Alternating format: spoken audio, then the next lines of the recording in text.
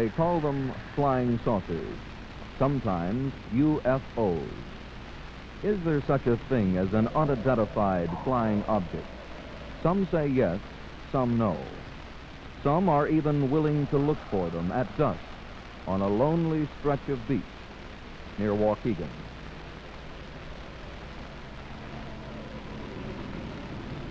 They come here to commune with outer space. Start the message now, group. Here we go.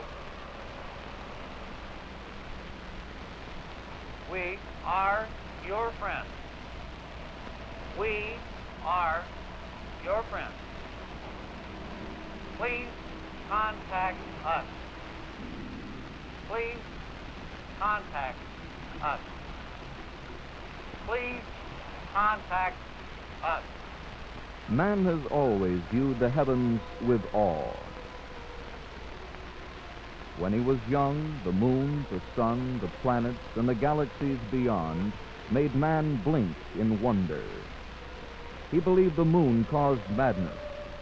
An eclipse of the sun could bring him to his knees and freeze him with terror. A comet foretold the death of kings. But man has grown older and wiser and lives in an age of reason. He lives in an orderly universe, and he has learned to fly through space. Yet even now, as he looks up from Earth, there are things in the heavens that puzzle him. We jumped out of the car and stood by the side of the road just as this thing passed over our heads, barely above the treetops. It was hovering over the house, and it was moving side to side directly over this house.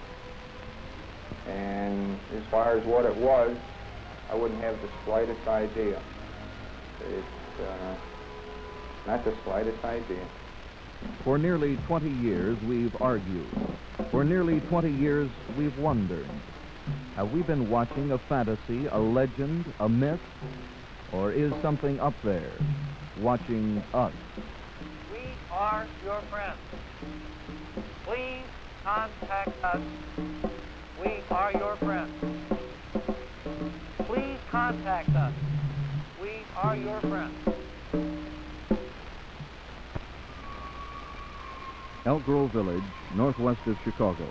Mrs. Susan Crowley recalls a night she'll never forget. It was about midnight on February 8th of 1965, and I was driving down Harmony Lane, which is the street on which we live, and I noticed a very strange object in the sky, and I drove down the street and pulled in the driveway, and I jumped out of the car, and I ran around the side of the house, and it was hovering over the house, and it was moving side to side directly over this house. I was so stunned, and I ran back around the house again, and I came in the front door to wake up my husband so I could show him. And I ran through the house, and I looked out the dining room windows, and the object was gone. And I ran in, and I got my husband out of bed, and I brought him out, and we stood here and looked for about a half an hour, and the police came out, and they took a report, but they had no further reports of any such object. I've drawn this object many times since I saw it, and it was an oval inside of an oval. It was a very definite shape. It was about 40 feet long, and I say this because the house is about 50 feet long, and it made no noise. It was completely silent, and I could see no visible entries or windows or doors, as we would call it. The only logical explanation that I can come up with is that it was a flying object of some sort that could hover, and such as I've never seen before. Lots of people have suggested that I forget this because of the ridicule it might bring to my husband and my children. But I thought for so many minutes that I can't deny what I saw. Mrs. Crowley's story is not unusual. The files of the Air Force are filled with similar cases, and reports continue at the rate of about 2 a day. The unidentified flying object, true or false, has become a part of our culture. Dictionaries define it, encyclopedias discuss it, and space-age children have the choice of at least 4 different models in Loop department stores. But the UFO is more than a figment of a child's imagination. In 1947, a civilian pilot named Kenneth Arnold saw 9 objects hovering over Mount Rainier, and for the lack of a better name, called them flying saucers. The phrase stuck, and a modern controversy was born. Yet UFO buffs claim the legend has existed throughout history, from 45,000 BC to the present.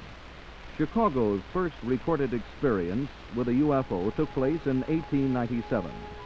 On April 9th of that year, something with blinking green and white lights floated slowly over the city. It could well have been a hoax, but the sight brought huge crowds into the streets and left thousands puzzled.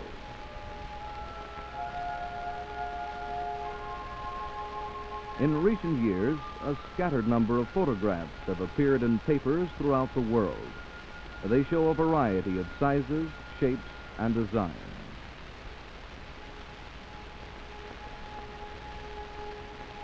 Sometimes there are only patterns of light in a darkened sky. But photographs can be altered and retouched, and they're difficult to prove.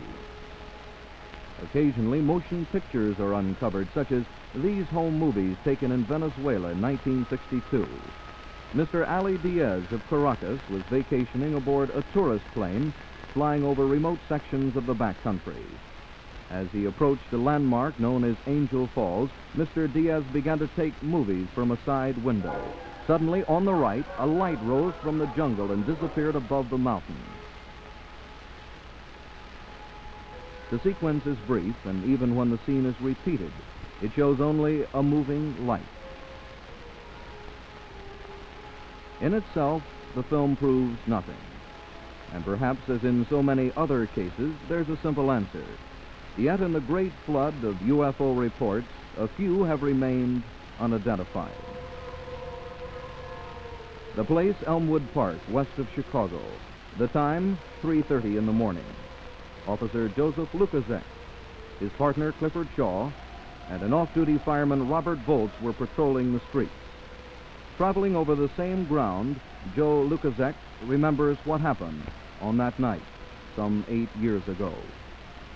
We were traveling west down the alley, so I hadn't noticed sort of a window open in one of the business homes. And I told my partner to put the spotlight on this window here that was supposed to have been open. And just then, the light of the car dimmed where a light of a match would have been much brighter. We saw a strange object. It was perfectly round, possibly 50 to 100 feet in front of us. It was sort of a reddish and orange color, real easy on the eyes. We were chasing this object, which was going west down the alley. It formed itself in a cigar shape and looked as though it was going to land into the cemetery. So as I kicked my light on, the sure object rise possibly at the speed of 50 to 60 miles an hour. So we lost sight of it.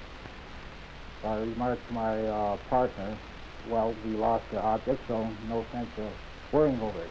As we approached 80th, this object came to our left, almost hitting the squad car, where if I would have had the window down, I could have just touched the object. So we chased it as far as Franklin Park. We didn't care to go any further out of town, and we just sat there. And then it disappeared as though you took a shade and rolled it up. They returned to the cemetery, looked again, and found nothing. Later, they heard of a similar case that happened in Texas the night before. And through the years, they wondered what they saw on that night in 1957. Some think they know. We believe that UFOs are real, that they are from outer space, and that they are intelligently controlled.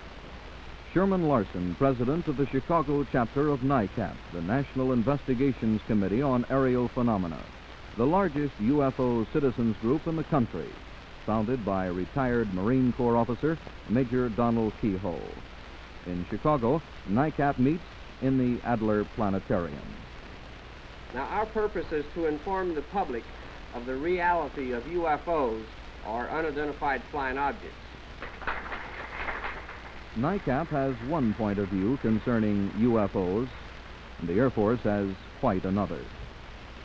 There has never been any evidence presented to the United States Air Force or discovered by the United States Air Force which would indicate that the UFO phenomenon represents any interplanetary space vehicle of any kind. Major Hector Quintanilla, Wright-Patterson Field, Chief of Project Blue Book, the unit that investigates UFOs.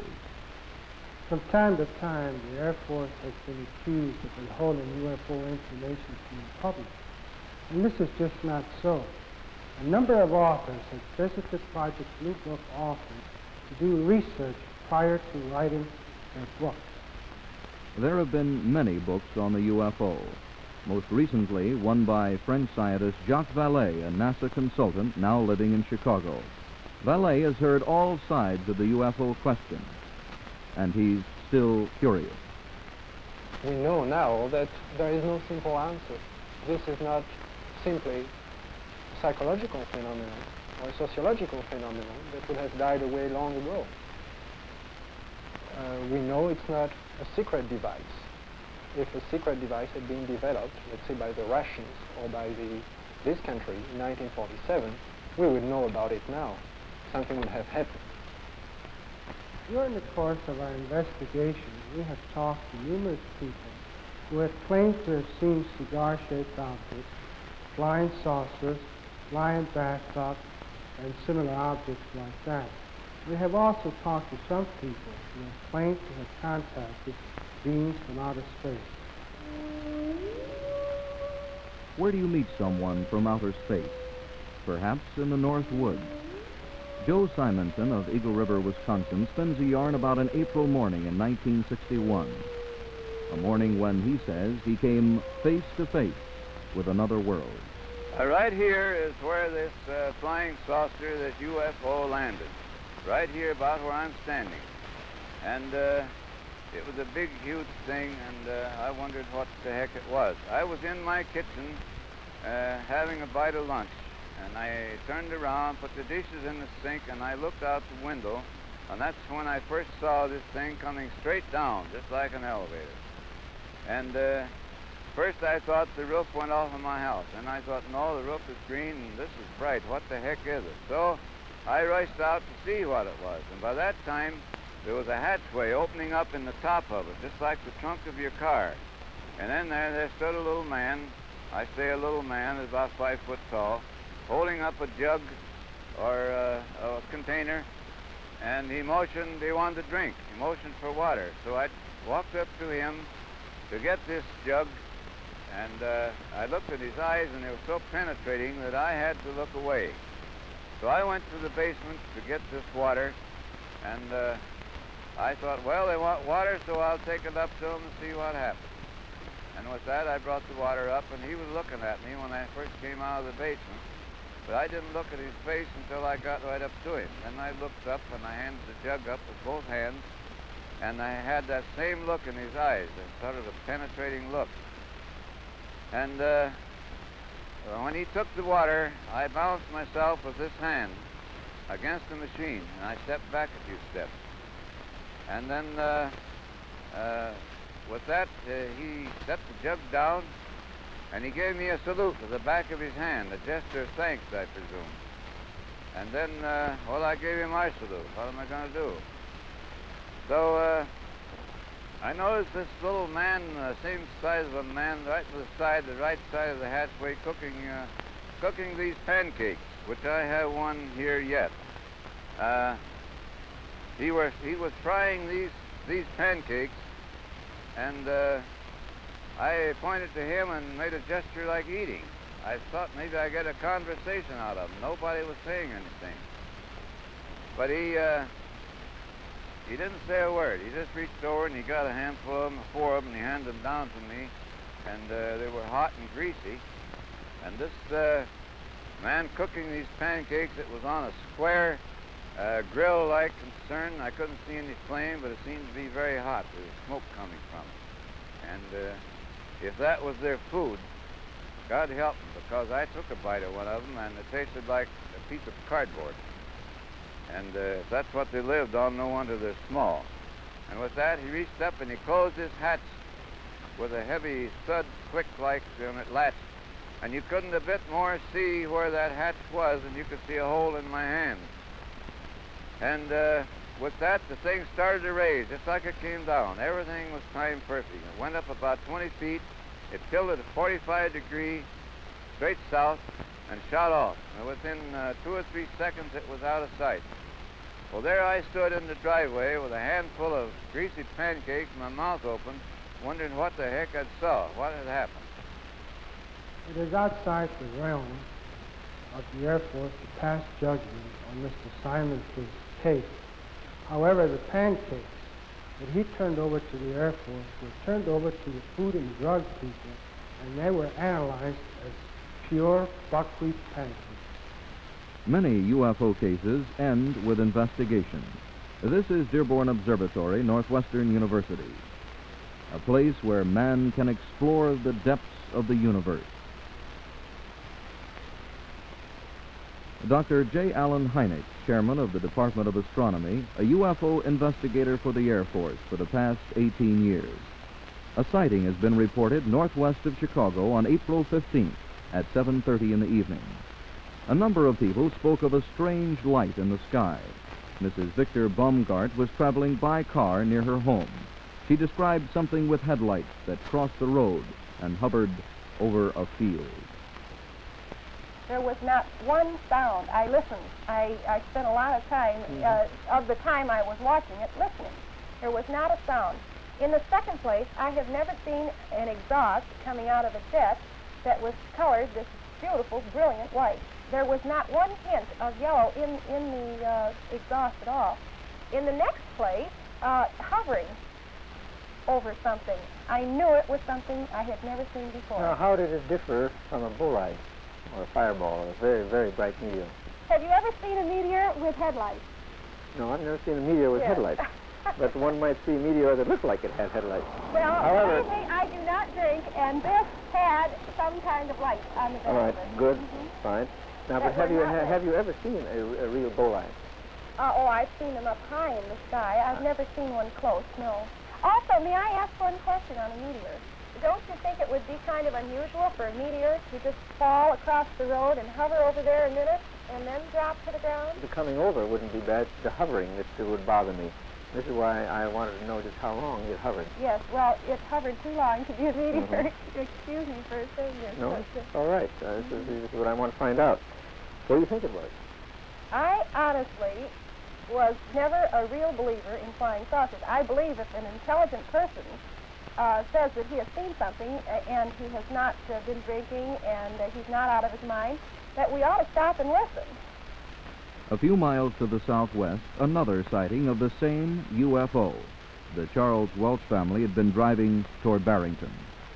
There was a ball of light with, which in the mind of a blowtorch with a greenish-blue tail to it. There were a few sparks coming off of it, and I sped to the corner, which we could see is very close to us. I turned around, stopped the car, rolled the window down, and by that time it had moved from the point where they first saw it to above the trees to our left, and then it went into a small cloud. Again, we spotted it as it came out of the cloud, and very shortly after that, it quickly disappeared. A third sighting took place near a shopping center in Carpentersville. The witness, Richard Rohrer. Mr. Rohrer, you saw an unusual sighting of some sort. Can you describe what it was or describe what you saw? Yes. Apparently it was an object. I don't know exactly what it was. It was a bright blue object. And could I interrupt you? Yes. Did you see an object or did you see the light? No, all I saw was the light. I see. All I saw, and I'm considering this an object because I don't know what it was. It was a bright blue light, like a acetylene torch. It had a large body and it appeared to taper off. When I first sighted it, it was over in this direction here, and it traveled apparently on this side of the tower and went completely down to the end of the shopping center. Well, you don't mean, or do you mean, that it came between the tower and you? Yes, this is what I mean. It came on this side of the tower. This side of the tower? Right. There were other witnesses in East Dundee, in Elgin, and further to the west. All saw the same object on the same date at the same time. Dr. Heinig gathered his data and looked for answers. The results of his investigation in a moment. What did they see in Barrington Hills on April 15, 1965? And what did they see on that country road and near the shopping center in Carpentersville? Dr. Heinig believes it was a bolide, a fireball, a meteor as bright as daylight. We had the situation of many observers, Mrs. Baumgart, Mr. Welch, Mr. Rohrer, being separated by several miles, and observers west of Elgin, as far west as Durand, all of them saying that they saw it predominantly in an eastern direction. Now, if it had been extremely close to any one of them, it could not have been seen to the east by all the people. That is, it had to be a fair distance away. And I think we can conclude that this particular sighting was a bolide. The very dramatic sighting made by Mrs. Crowley is a real puzzler, and I can't say and won't say that I have solved it or know the answer, yet a simple calculation shows that the setting moon was in virtually precisely the position of the sighting of the glow that Mrs. Crowley reported. And the puzzling thing that remains is simply that why didn't she see the moon, which was right smack in the place that the glow was? The case reported by Officer Joe Lukasak and his colleagues in Elmwood Park represents a good UFO, which simply means unidentified flying object. I would like, of course, to be able to explain it as a setting moon, but it would be almost preposterous to try to ascribe to the moon the erratic motions of the object as described and reported by Officer Joe Lukasak. We believe that while a large number of sightings are explained as natural phenomena, there is still that considerable percentage which are unexplained. These are the ones that concern us. It is true that a number of UFO reports remain unidentified. However, the Air Force will continue to evaluate this report and any other UFO reports which are reported directly to us. If an observer wishes to report a UFO observation, he should contact his nearest Air Force base. We believe that the Air Force belittles and ridicules both sightings and observers unnecessarily. We feel that the uninformed public are being duped or hoaxed by the weak explanations of UFOs. After almost 20 years and after having investigated over 9,000 cases, the Air Force has determined that the UFO phenomenon does not present a threat to the national security of the United States.